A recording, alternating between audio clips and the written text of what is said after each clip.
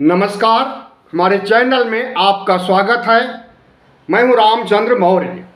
तो साथियों, विधानसभा चुनाव की तिथि घोषित हो गई है और चुनाव आयोग ने आचार संहिता लागू कर दिया है आज से, यानी 9 अक्टूबर से। अब सरकारी खर्चे पर प्रधानमंत्री नरेंद्र मोदी चुनाव प्रचार नहीं कर सकेंगे और न कोई मुख्यमंत्री सरकारी खर्चे पर चुनाव प्रचार कर सकेगा अपने राज्यों में।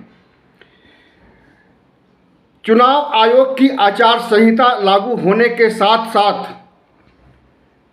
यह निश्चित हो गया है कि 5 राज्यों में जो चुनाव होने जा रहे हैं इसके परिणाम क्या होंगे और वह आगामी लोकसभा चुनाव को कितना प्रभावित करेंगे, सामने आ जाएगा। राहुल गांधी के भारत जोड़ो यात्रा की परीक्षा हो जाएगी कि उन्होंने 7 सितंबर 2022 से कन्याकुमारी से जो यात्रा प्रारंभ किया था कश्मीर तक, लगभग 4000 किलोमीटर नापा था देश को उन्होंने, तो उससे उन्हें कितना फ़ायदा मिला और कितना फ़ायदा लोकसभा चुनाव में मिल सकता है। फिलहाल जो तिथि बताई गई है, मिजोरम में 7 नवंबर को, राजस्थान में 23 नवंबर को, छत्तीसगढ़ में 7 और 17 नवंबर को, 2 चरणों में सिर्फ छत्तीसगढ़ में चुनाव होगा क्योंकि वहाँ नक्सलवादी आंदोलन चल रहा है, जिसकी वजह से पुलिस की व्यवस्था विशेष ढंग से करनी होती है, इसलिए 2 चरणों में किया गया है। बाकी सभी 4 राज्यों में एक चरण में ही चुनाव होने जा रहा है। मध्य प्रदेश में 17 को और तेलंगाना में 30 नवंबर को चुनाव होने जा रहा है। इन 5 राज्यों की लगभग 679 सीटें हैं जिस पर चुने गए विधायकों के भाग्य का फैसला होगा। 1,77,000 बूथ हैं और इन बूथ लेवल पर जो कर्मचारी हैं वो भी लगभग हर बूथ पर भारतीय जनता पार्टी के 5 लोग तैनात हैं जितवाने के लिए, जबकि कांग्रेस या अन्य पार्टियों के बूथ लेवल पर व्यक्तियों की संख्या कम है और कहीं कहीं तो है ही नहीं। तो जो चुनाव 7 नवंबर से शुरू हो रहा है और 30 नवंबर को ख़त्म हो रहा है, इसके रिजल्ट आएंगे 3 दिसंबर को। 3 दिसंबर को पता चल जाएगा कि कौन कितने पानी में है। भारतीय जनता पार्टी कितने राज्यों में जीतती है, कांग्रेस कितने राज्यों में जीतती है, या दूसरी पार्टियां जैसे बीआरएस और अन्य पार्टियां हैं वो कितना जीतती हैं। निश्चित रूप से अभी के सर्वे के मुताबिक कांग्रेस की बढ़त रहेगी, बढ़त ही नहीं बल्कि भारी बढ़त रहेगी। जितने राज्यों में चुनाव होने जा रहे हैं वहां पर भारतीय जनता पार्टी की हालत खस्ता है। आप देख लीजिए, मिजोरम से शुरू करते हैं। मिजोरम में 7 नवंबर को चुनाव होने जा रहा है। यहाँ पर अभी वहाँ की लोकल पार्टी एमएनएफ की सरकार है और भारतीय जनता पार्टी का सिर्फ 1 विधायक है, जबकि कांग्रेस के 5 विधायक हैं। तो जाहिर है कि टक्कर जो होगी वो एमएनएफ और कांग्रेस में होगी। अब एमएनएफ जीतेगा या कांग्रेस जीतेगा कुछ नहीं कहा जा सकता है, वहाँ के हालात कुछ अलग ढंग से है। और भारतीय जनता पार्टी तो बिल्कुल नहीं आ सकती है क्योंकि मिजोरम ठीक मणिपुर के पास है और मणिपुर में जो कलंक कथा लिखी गई है, जो दुर्भाग्यपूर्ण घटनाएं हुई हैं, हादसे हुए हैं, मानवीय संवेदनाओं को झकझोरने वाले कारनामे हुए हैं, उसकी हवा मिजोरम तक भी पहुंच सकती है या पहुंच चुकी है। इसलिए भारतीय जनता पार्टी को जो एक सीट पिछले चुनाव में मिली है वह भी खोते हुए वो नजर आ रही है। वहां पर भारतीय जनता पार्टी की कोई संभावना नहीं है कि वो जीत सके।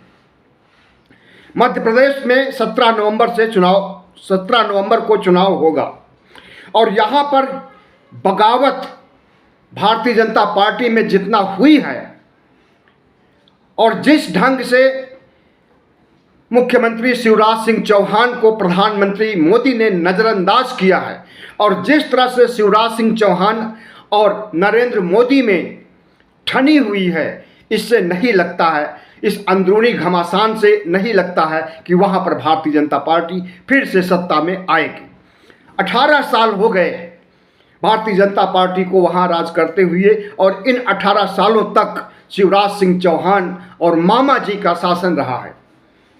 वहाँ की जनता त्रस्त आ गई है और पिछले चुनाव में 2018 के चुनाव में ही भारतीय जनता पार्टी का सफाया कर दिया था मध्य प्रदेश की जनता ने।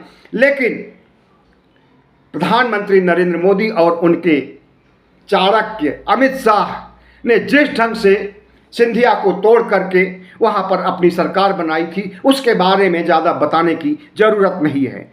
इसलिए मध्य प्रदेश में ज़्यादा उम्मीद है कि कांग्रेस जीत कर आ रही है। ऐसा हम नहीं कह रहे हैं, बल्कि कई सर्वे कह रहे हैं। गोदी मीडिया के सर्वे भी, जो कि चरण वंदना करने में रात दिन लगे रहते हैं प्रधानमंत्री नरेंद्र मोदी और अमित शाह के, वे खुद चीख चीख करके कह रहे हैं कि राजस्थान, मध्य प्रदेश और तेलंगाना, छत्तीसगढ़ में भारतीय जनता पार्टी की हार होने जा रही है। राजस्थान के बारे में पिछले महीने तक यही गोदी मीडिया का सर्वे बीजेपी को जिता रहा था, लेकिन अब राजस्थान के बारे में ऐसा नैरेटिव फैलाया गया है कि कड़ी टक्कर होने जा रही है, जिसमें आगे दिखाई दे रहे हैं अशोक गहलोत। छत्तीसगढ़ में 7 और 17 नवंबर को चुनाव होगा और यहाँ पर कांग्रेस की हर राज्यों की अपेक्षा ज़्यादा मजबूत स्थिति है कांग्रेस की। मुख्यमंत्री भूपेश बघेल आदिवासियों के बीच भी जाते हैं, पिछड़ी जातियों से भी संपर्क बनाए रहते हैं और खुद भी पिछड़ी जाति से आते हैं। और उन्होंने जो समीकरण बना रखा है, गोदी मीडिया के सर्वे भी उसे जितवा रहे हैं छत्तीसगढ़ को। राजस्थान में कड़ी टक्कर बताई जा रही है, लेकिन जिस तरह से वसुंधरा राजे को नज़रअंदाज किया जा रहा है और अब ऐन वक्त पर भी वसुंधरा राजे रूठी हुई है, नाराज हैं, उन्हें मुख्यमंत्री का चेहरा नहीं बनाया गया है और जिस ढंग से पार्टी के अंदर घमासान है, उससे नहीं लगता है कि राजस्थान जीत पाएगी भारतीय जनता पार्टी।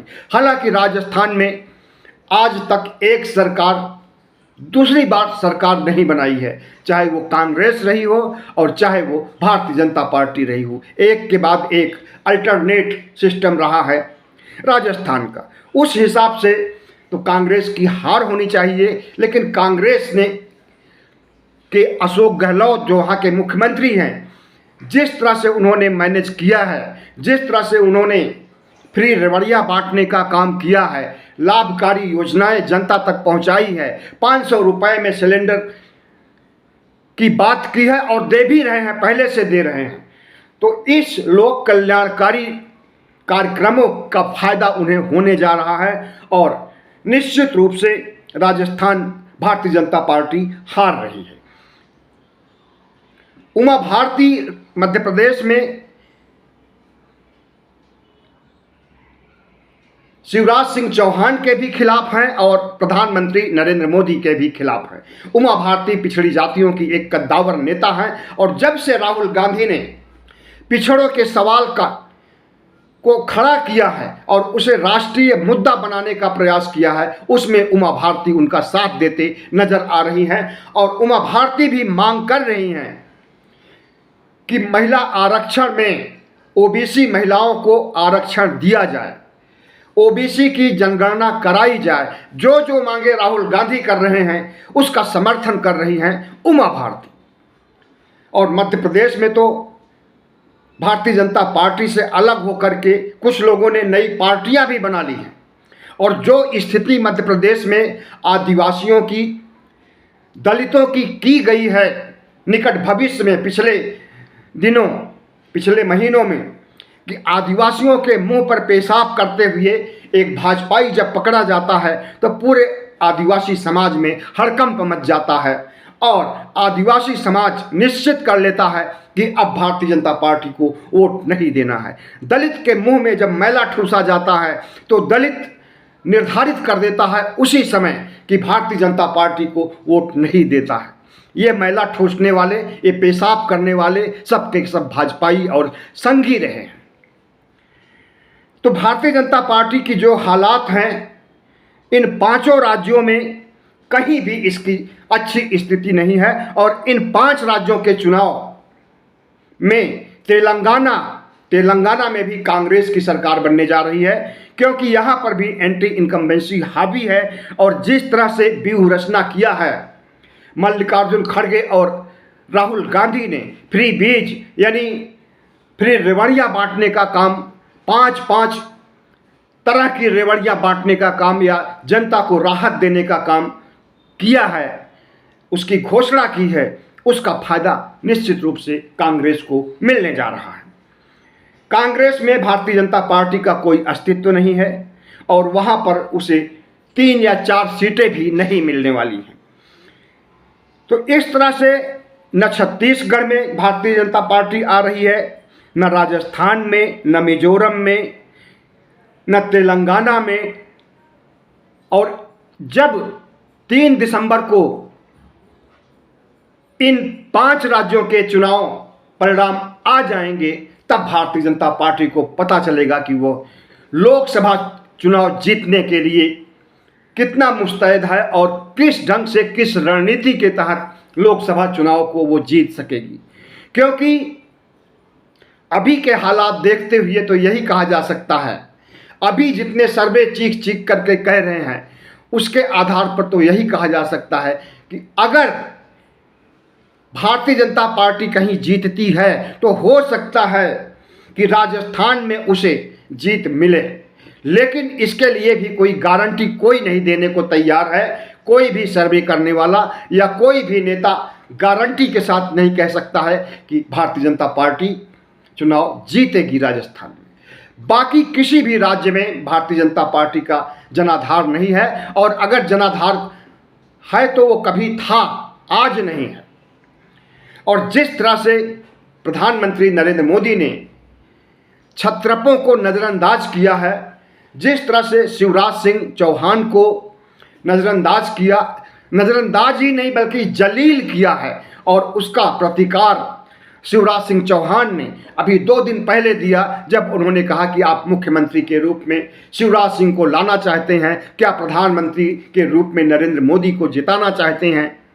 तो जनता के बीच से जो हुंकार उठी है वो नरेंद्र मोदी के खिलाफ थी। और अगर शिवराज खेमे के विधायकों की ज़्यादा संख्या होती है और मान लीजिए कि भारतीय जनता पार्टी चुनाव जीत जाती है, तो क्या शिवराज सिंह चौहान और नरेंद्र मोदी में जंग होगा मुख्यमंत्री बनाने के लिए। 7 सांसदों और 3 मंत्रियों को केंद्र से भेजा गया है चुनाव लड़ने के लिए मध्य प्रदेश में, शिवराज सिंह चौहान के ऑप्शन के रूप में, उनके विकल्प के रूप में, कि इन्हें मुख्यमंत्री बनाया जाए। अब ये तीनों मंत्री आपस में सिर फुटौल कर रहे हैं मुख्यमंत्री बनने के लिए। सूत न कपास, जुलाहों में लट्ठम लट्ठा। कैलाश विजयवर्गीय अलग से मुख्यमंत्री बनने का दावा ठोक रहे हैं। इस तरह से अगर आकलन किया जाए तो कहा जा सकता है कि इन चुनाव में भारतीय जनता पार्टी को शिकस्त मिलने जा रही है, और इसके जो परिणाम होंगे उसमें 3 चीज़ें परख में आएंगी। पहली चीज़ कि राहुल गांधी ने जो राष्ट्रीय स्तर पर कन्याकुमारी से कश्मीर तक की पदयात्रा किया था, भारत जोड़ो यात्रा किया था, उसका फलितार्थ कितना कांग्रेस को मिल रहा है, उसका लाभ कितना कांग्रेस को मिल रहा है। क्योंकि मैक्सिमम इन राज्यों से ही यात्रा गुजरी थी और यहाँ पर भव्य स्वागत किया गया था राहुल गांधी का, और तमाम लाखों लोगों से मुलाकात किया था, किसानों से, नौजवानों से, बेरोजगारों से, सबसे मुलाकात करते हुए राहुल गांधी ने कहा था कि जो एक्सपीरियंस उन्हें ज़िंदगी का जो तजुर्बा हुआ है वो बहुत बड़ा तजुर्बा है, तो उस तजुर्बे की भी परख हो जाएगी। दूसरी बात यह है कि प्रधानमंत्री नरेंद्र मोदी जिस तरह से छत्रपों को नज़रअंदाज करके, पूर्व मुख्यमंत्रियों को नज़रअंदाज करके अपना चेहरा चारों राज्यों में पेश कर रहे हैं, क्या उनके चेहरे का कितना वैल्यू रह जाएगा, और अगर उनका चेहरा इन राज्यों में काम नहीं करेगा तो क्या लोकसभा चुनाव में प्रधानमंत्री नरेंद्र मोदी का चेहरा, उनका मोदी मैजिक काम करेगा, यह भी मौजूद सवाल है। ओबीसी आरक्षण की भी परीक्षा हो जाएगी। राहुल गांधी जिस तरह से ओबीसी प्रश्न को उठा रहे हैं, न सिर्फ ओबीसी जनगणना की बात उठा रहे हैं, बल्कि ओबीसी महिलाओं को महिला आरक्षण में भागीदारी दिलाने की बात कह रहे हैं, और तो यह भी परख में आ जाएगा कि इन राज्यों में ओबीसी के कितने प्रतिशत वोट राहुल गांधी या कांग्रेस को मिले हैं। अगर ठीक ठाक वोट मिले होंगे तो माना जाएगा कि उनका ओबीसी का एजेंडा काम आएगा अगले चुनाव यानी लोकसभा के चुनाव में भी, और वहां पर भी प्रधानमंत्री नरेंद्र मोदी को शिकस्त दे सकते हैं। रही बात इन चुनाव में कितना खर्च होने जा रहा है, तो अनुमान है कि 1 लाख से 1.25 लाख करोड़ रुपए तक खर्च होने की संभावना है। और अगर देखा जाए तो जो कर्नाटक चुनाव अभी कुछ महीने पहले संपन्न हुए हैं, उसमें भारतीय जनता पार्टी ने पिछले 2018 के कर्नाटक चुनावों से लगभग 4 गुना ज़्यादा पैसे खर्च किया। अगर उस हिसाब से देखा जाए तो ये जो 1.25 लाख करोड़ रुपए का खर्चा इन चारों राज्यों में, 5 राज्यों में चुनाव में खर्च होने वाला है, इसमें बढ़ोतरी भी हो सकती है और कई गुना की बढ़ोतरी हो सकती है। लेकिन एक बात याद रहे भारतीय जनता पार्टी को कि चुनाव सिर्फ पैसों से नहीं जीता जाता है। पैसे एक अहम भूमिका निभाते जरूर हैं, लेकिन पैसे जिताते नहीं हैं, पैसे मेजॉरिटी में नहीं लाते हैं। और अगर पैसों से चुनाव जीता जाता तो भारतीय जनता पार्टी इस देश की सबसे धनी पार्टी है, सबसे बड़ी पार्टी है, भारत की ही नहीं दुनिया की सबसे बड़ी पार्टी है। दुनिया की सबसे बड़ी पार्टी के पास दुनिया का सबसे बड़ा पैसा भी है, और वो उस पैसे का उपयोग करके चुनाव जीत सकती है। लेकिन देखिए इतिहास, हिमाचल हारी, कर्नाटक हारे, दिल्ली का एमसीडी चुनाव भी बुरी तरह से हारे। पिछले दिनों में कहीं पर भी पैसा काम नहीं आया।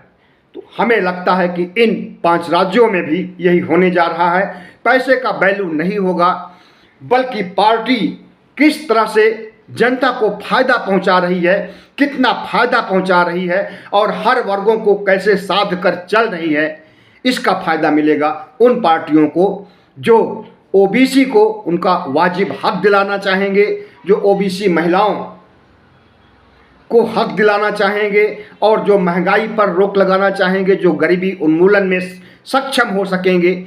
ऐसी ही पार्टी चुनाव जीतेगी। बहुत बहुत धन्यवाद। हमारे चैनल को सब्सक्राइब कीजिएगा, लाइक कीजिएगा और शेयर कीजिएगा।